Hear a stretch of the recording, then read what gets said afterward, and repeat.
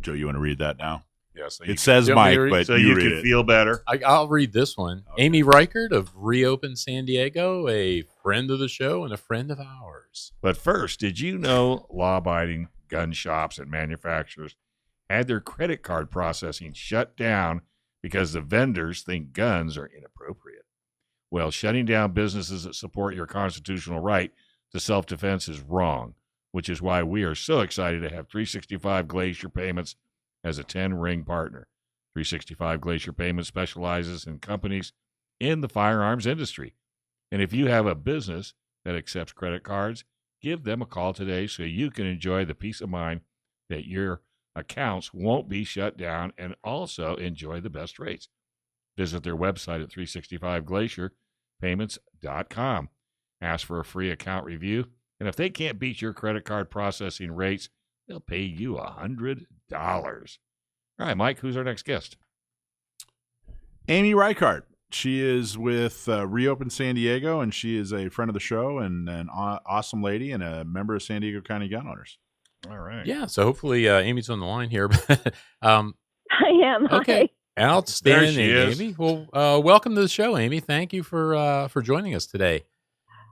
Thank you for having me on. And yeah, I was going to mention because being a gun show here, and we talk about gun stuff, but we're also activists, and we are Second Amendment activists. And Amy's group, Reopen San Diego, is just a tremendous group of activists that are just a little bit slightly different from what we do, but just a great group doing really great work. So I want to have Amy come on and talk to us for a little bit.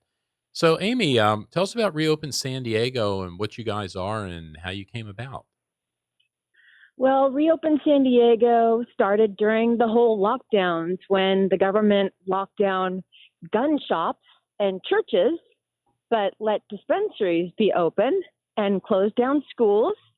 And what we found as moms and dads were we were really struggling with our kids being on screens all day long. And Reopen San Diego first was a Facebook group, and then we actually decided to meet in person. And the very first place we met, that was appropriately named Liberty Station, is where we first met. And then later we met at Balboa Park, literally on the lawn, true grassroots. And at first it was just a place to kind of process what we were going through. We had some people who had to go on food stamps because they had to quit their job so they could homeschool their kids. And other people were business owners who had their businesses shut down. And just being in community, we finally decided to become activists. And that's when we had our very first rally 11 months ago, Save San Diego rally. So, and you guys have been pretty successful. And, I was saying you're a little bit different from our approach. We don't typically do rallies, but you guys do go to council meetings and you guys do go to supervisor meetings. You do have press releases. And you encourage, your people to show up and be respectful and make good points. And you guys have been really successful with that. And you had a great event. I think it was on Friday. Could you talk about that a little bit? Yes. Oh my gosh. So you probably know, and many of the listeners know, that Mayor Todd Gloria for the city of San Diego wants to fire 1,000 first responders on December 1st. 3 weeks before Christmas because they won't submit to the vaccine mandates. And we actually had a group, about 350 San Diego police officers and their spouses and firefighters. They actually came to us at Reopen San Diego and they asked us to host and put on a press conference. And the press conference was on Friday and it was called Protecting the Protectors. And it was all about, we had a surprise first guest speak, and he was actually a sergeant. He is a sergeant for the San Diego PD, and he spoke out under threat, really, of losing his job, possibly. But, he stuck to the issue, and so I am sure that the PD will not fire him over his, First Amendment rights. But it was an act of bravery and courage to speak up because there are 500 police officers right now who will not get vaccinated They are standing up to the mandate, and they will be fired if Todd Gloria goes through with his plans. But also at the press conference, we also had spouses, and that was really moving. We had spouses of San Diego police officers. We also had firefighters and their spouses. And then we had 200 pairs of boots on display to symbolize the loss of our first responders. And I'm sorry, I'm going to say it, tyranny. This is tyranny and communism. And I know that's extreme language, but I just can't explain why Todd Gloria would want to do this to people who have had faithful service to the police department and to the fire department in San Diego. No need to apologize here. I'm the extreme co-host here, so no, I'm right with you on that stuff. And yeah, thinking about that, because a lot of the stuff that you see that's going on now is it's exactly what you mentioned, and it's not productive at all. And there's different reasons, I think, for it. I watched the video of the sergeant. I can't remember his name. It was Matt. What was his? Do you remember his Randolph. name? Matt Randolph. Yeah. And just a great video. And I guess I saw an email today. It's going to go out tomorrow from Frontline Doctors. I think that's what I saw today. Yeah. But I learned some things there. It's we have 1,800. He said police officers at San Diego PD. And at any given time, I think he said you have 600 and something patrol type officers, and you're talking about losing several hundred officers for just no reason. And I've seen other people talk about, okay, why is that happening? And one of the theories, because they're doing the same thing with the military. I know I've heard some things about the SEAL team guys doing the same thing. And as Sergeant Randolph was saying, it's not an anti-vaccine thing so much; it's an anti-mandate type thing. And it's like they just don't have, the right really to force people to do these things. So it was very interesting to get that perspective. Yeah, absolutely. People should not be fired for their personal beliefs or their religious beliefs, and no one certainly should be forced at the point of being shamed and bullied and discriminated against. And the threat of firing over this, it's ridiculous. Well, and that's one of the other theories too that I'd heard, that it's kind of like a way of purging things, because a lot of those people that think that way politically, aren't real happy with police anywhere. They're not real supportive of police, and they want to defund the police. It's the same crowd, and this could be another way of just getting some of the people, especially the ones that are going to stand up themselves, and just purging them. Okay, you don't want to be here, go. I absolutely totally agree, and I've written about this, and to me, it's obvious. I mean, imagine if you're a crooked politician, basically evil, and you thought of a way that you could eliminate your political enemies from the military, from universities, from teaching positions, from schools, from hospitals.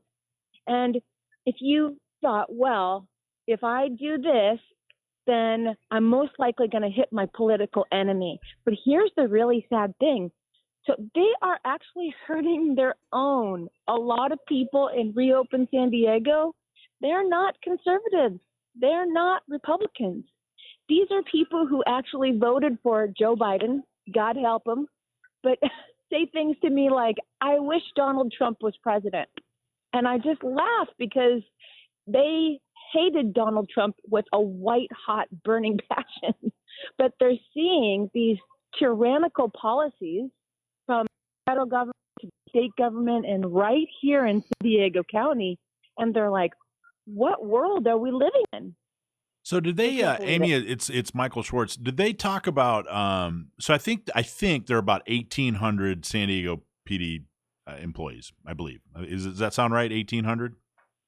Yes. And out of those 1,800, did they talk about? Maybe I missed it. Did they actually say like how many of them are not vaccinated? Like how many people do you think they would end up losing? Well, so what I actually read was from another sergeant. So if anybody wants to read this one, he's called Sergeant X. So, and this is a different sergeant. You can go to sdrostra.com and you can actually read what he wrote about the situation. And what he said, as if I recall, there were about 1,200 SDPD cops that were surveyed. And the police department said, you have to answer this survey about your vaccination status. And if you don't answer, you're going to be disciplined or fired, right? Well, 150 of them said, go pound sand. We're not answering, right? And then 700 did answer. And then additionally, 333 actually said, I'm not vaccinated and I will never be vaccinated. But Jeez. There's actually a group that's expanded, and it's more like 500 right now that will So like actually just 500. say, So like you have to fire me. like that's 20-something%. What is that? 20. Basically, a quarter of the San Diego PD will be fired in December if he continues down this path. And we're only 9 months into this administration, for goodness sake. Well, and what Sergeant Randolph was saying too, like a lot of these agencies, they're already understaffed. Totally. So- It's so crazy. Hey, Amy, can you hang with us? Sure can. Sorry, I'm paying these two. PRMI Mortgage, primeres.com/Alpine. Hey, are you in the military? Are you looking for help with a VA loan? Or if you're looking to buy, refi, or maybe you're just considering a reverse mortgage, call our local mortgage guy that you can trust. Call Chris Wiley at PRMI Mortgage. For nearly 25 years, Chris has been helping local San Diegans with all their mortgage needs. Give Chris Wiley a call at 619-722-1303 or primeres.com/Alpine. So we're back here with Amy Reichert again from Reopen San Diego.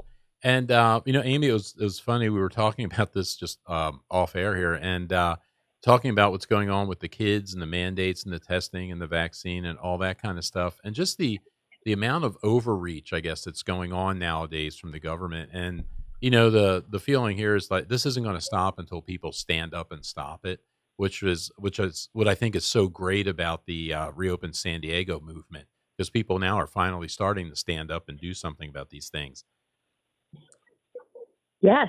What I was just thinking about what Michael Schwartz actually said at the Second Amendment celebration dinner that we went to, my husband and I. It was a great event. Thank you guys so much for the gun prom. Thank you for And coming. what Michael was saying was there was literally like a void in leadership in San Diego County. Like there was a lack of leadership. Of people standing up. There really was, Amy. I got to tell you, it was. I hope it was clear in my little impromptu speech there. I wasn't even pushing for a certain viewpoint. In other words, I wasn't saying, "Hey, this is what should have been done with COVID," because we're San Diego County Gun Owners. We're like set up on stage. We're not a COVID organization, but that really was the point. I mean, there was zero leadership. It wasn't even like. We were looking to folks on our side of the aisle, who we normally trust to stand up for Second Amendment rights, to say anything at all. I wasn't even dictating or expecting them to say something I even agree with. Just say anything at all, and we weren't getting it, and we're still not really getting it. From very, very few. Who are? Yeah, and that's why it just void, this vacuum in leadership. Literally, like some of the very first people, I mean, honestly, that started speaking up were moms, right? Yep. Moms that are like, my child is suffering. They're in Zoom school, right? So who do you like as far as the elected in San Diego? Who has been, who's someone that you respect and has been on your side and has done good things for you, or if anybody? I really like El Cajon Mayor Bill Wells. He's been a friend of ours since our very first rally. Another local mayor, Coronado, Richard Bailey, he also spoke at our very first rally. Jim Desmond, he also spoke at our very first rally. And then we had another rally in December, and it was, and this, remember you guys, this was during the height of the return of the lockdowns, right? Where we had 10 o'clock curfews at night and Christmas was canceled, right? So we had an All I Want for Christmas is Freedom rally in El Cajon. And another friend of ours is State Senator Brian Jones. He came out and spoke at that rally. And then also Congressman Darrell Issa. So we really appreciate, those men, those leaders because really when we first got started, people are like, reopen San Diego. Oh, you guys probably just believe this is all a hoax, blah, blah, blah, blah, blah. And we're like, we want the safe reopening of schools and businesses. And is there anybody that's tyranny, is there anybody you didn't like? Who can we call out? Who's somebody that's not, and I don't mean the obvious, Nathan Fletcher, right? But I mean, is there anybody out there that you thought? Oh, my answer. Is there anybody that you thought, well, geez, this person's definitely going to stand by our side, and then they failed us? Well, I mean, I honestly saw that at the local, the state, and the national level without naming names. You can name names if you want. So I don't want to pressure you. But I think it's time. Honestly, we got to start naming names. Save it for the mic drop. All right. I have to say, though, what has been really cool, and I'm not just saying this, is those people that originally, honestly, let us down are now warming up to our side. No, and so smart. I don't want to alienate them by naming them. That's smart. Yeah, stay the high ground. Well, that's good, though. That means you're making progress. Because I was going to ask you, too, a couple of weeks ago or last month, you guys had a really big showing at a Board of Supervisors meeting, and it seems like you made a lot of progress there. If you could talk about that for a few minutes here. That was epic. So it started off August 17th, and we had 120 people show up at the San Diego County Board of Supervisors. And I actually asked one of the sheriff's deputies, and he said, you know what, in the 7 years that I've worked here at the county administration building, I've never seen this many people lined up to speak. And we made local, state, national, even international news. I mean, Stephen Colbert did his monologue, and he was making fun of us. Well, then Nathan Fletcher pulled a fast one 3 days before the next San Diego County Board of Supervisors, and that was August 31st, where he was going to put a resolution, an agenda item, a resolution declaring that medical misinformation was a public health crisis. Well, that sprung us into action, and we actually had 260 people show up on the 31st to actually address the San Diego County Board of Supervisors, and we went viral again, making international news. And of course, we made history. So we got their attention. But isn't it amazing how stupid these people are when they know not to mess with the mama bear? Well, here's the thing. So just a couple weeks ago, there was a San Diego County Board of Supervisors meeting, and there was a COVID agenda item on there. And so my son, who's 10, he actually likes going to San Diego County Board of Supervisors, knows all their names and their districts, and can tell you how they'll vote. My goodness. So I brought him with me up to speak, and I addressed Nathan Fletcher in particular because he posted on Facebook that people who are not vaccinated are unpatriotic and we're killing our neighbors. Well, that's nice. And so I said, I put Nathan Fletcher on notice because I won't stoop to that level. I won't name call back. I'm a believer in Jesus, and I'm a sinner. And okay, I may have called Nathan Fletcher a dumbass. Okay, I don't know if you can bleep that out. But anyway, I take the high road. And that day, I looked Nathan Fletcher in the eye, and I said, every time you sucker punch us, Nathan Fletcher, by calling us names, we are going to punch back with whistleblowers. We have whistleblowers, Nathan Fletcher. And so that's what the press conference was about on Friday with the first responders. Surprise, Nathan Fletcher. Hey. We have a San Diego police officer. Are you guys involved with Laura Lothian out in La Mesa? Are you guys helping her get elected? She definitely seems to be on the right side. Is that something you guys have been involved with? She is an absolute friend. She used to come to Reopen San Diego meetings in the very beginning, and she was actually at the press conference on Friday supporting police, supporting firefighters. I'm a La Mesa resident. She has my vote. Good. That's awesome. We did a walk for her yesterday.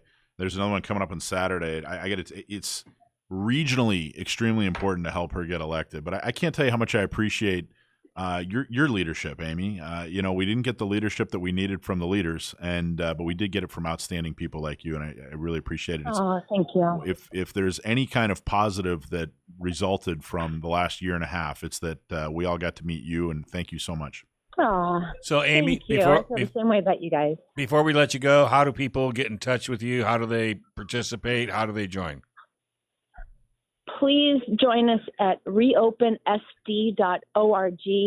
We put out breaking newsletters, breaking news. You get to see videos before they go viral. You get to hear about press conferences where we're going to bring surprise speakers like Sergeant Matt Randolph. And it's reopensd.org.